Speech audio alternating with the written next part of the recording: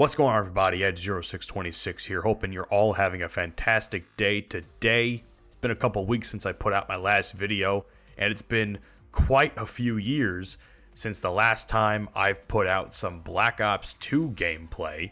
So shout out to my buddy Dante for providing that in the background for today's video.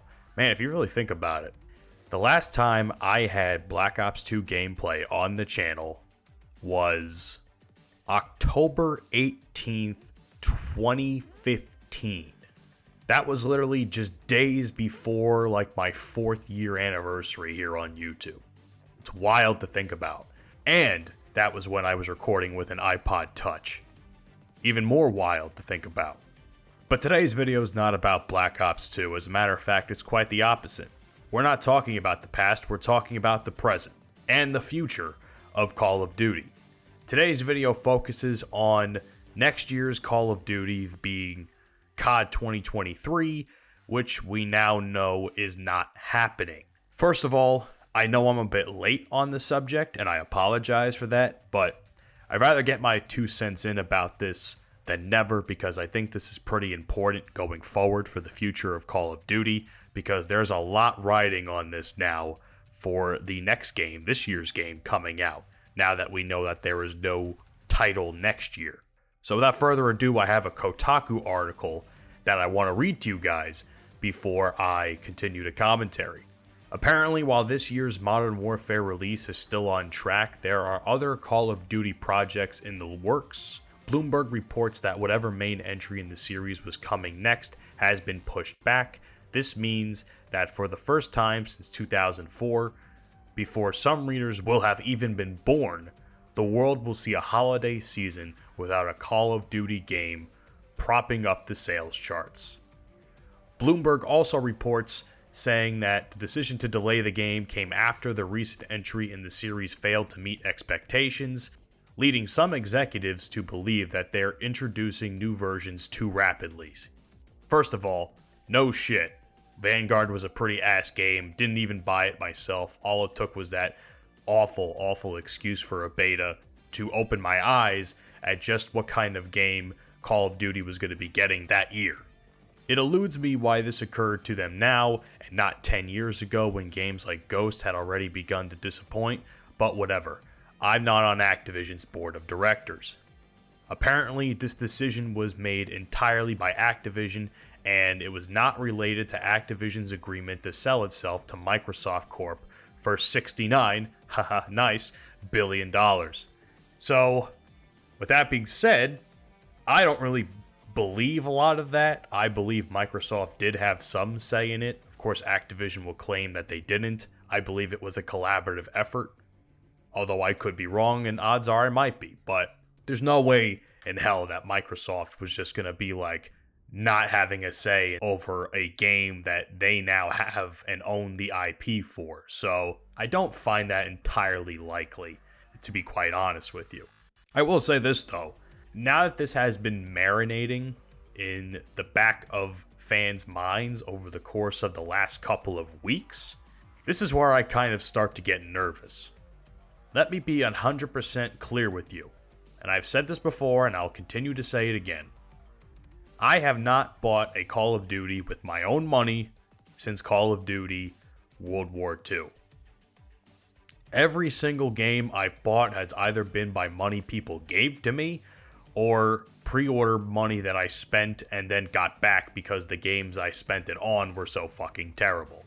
So I haven't more or less bought a Call of Duty since like 2016. And I'm okay with that.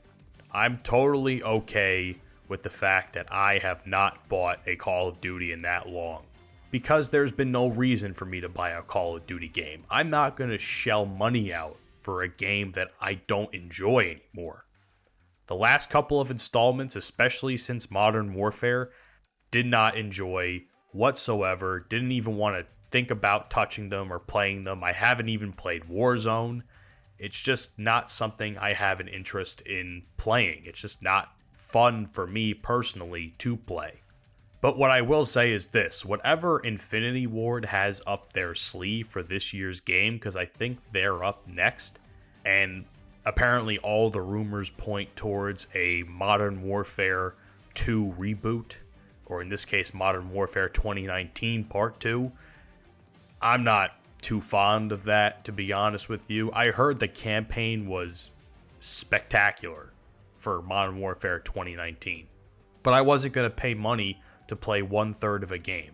Or should I say, I wasn't going to play full price for a game where I was only going to care about 1/3 of a game's content, because Spec Ops was pretty lackluster and multiplayer is pretty divisive amongst the community depending on who you ask. I, for one, didn't enjoy it. The beta was all I needed to know on how the game was going to play. I thought certain aspects of the game were fun. I thought other aspects of the game weren't as fun. So I wasn't going to sit there and spend money on a game that I just did not find much enjoyment out of playing, if that makes any sense at all.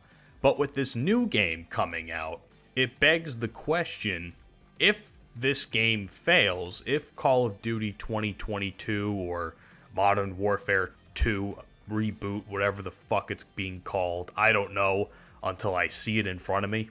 If this game isn't good or fails as bad as the last couple of installments have, especially Vanguard, then we're in for a very, very long 2 years of more or less a drought in Call of Duty content. Now, what I have said publicly on Twitter is that if the game does somehow not perform as well as they had hoped and the reception of the game is not great, at that point you're better off just remastering a Call of Duty game, an old school classic Call of Duty game, and putting it out there for the fans. Don't fuck with it too much. No need to implement all this new shit. Just update the graphics, improve maybe some aspects of the game that were a little broken upon the game's release, and just see what happens.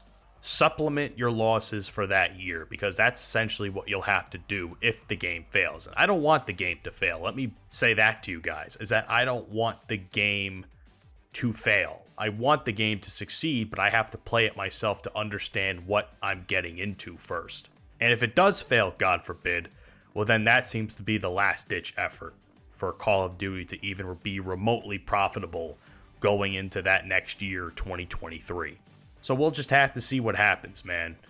As far as games I would want to have remastered, if they do choose to go down that route, regardless of if the game is popular or not, I'm obviously going to favor towards Black Ops 1, personally.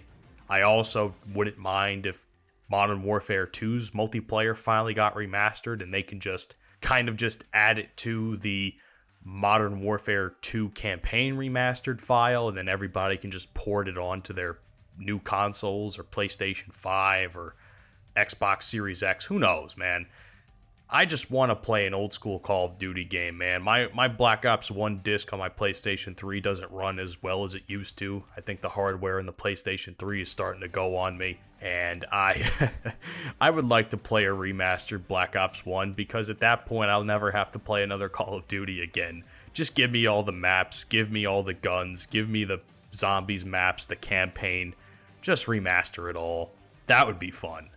But with that being said, I also want to hope that Modern Warfare 2 or whatever Infinity Ward is cooking up for this year's game, I just hope it's good. I didn't like Modern Warfare 2019. I'm not sure if it plays any similar to the last game, if I'm going to enjoy this installment, if that's the route they're going to go, but we'll just have to see. With that being said, ladies and gentlemen, thank you so much for checking out today's video. My name is Ed0626. If you enjoyed, please leave a like, subscribe to see more, leave a comment, let me know if you enjoyed the video as well. Definitely like reading comments, and I try to reply to as many of them as possible. And of course, in the description below, follow me on all the social media links you see, as well as check out my podcast with my buddy Eric. It's called 69 Whiskey. Topics are not safe for work and not for the ages below 18. So, just giving you guys a fair warning on that end. Available on all podcast platforms now. See you guys on the next one. Have a great day, and peace out.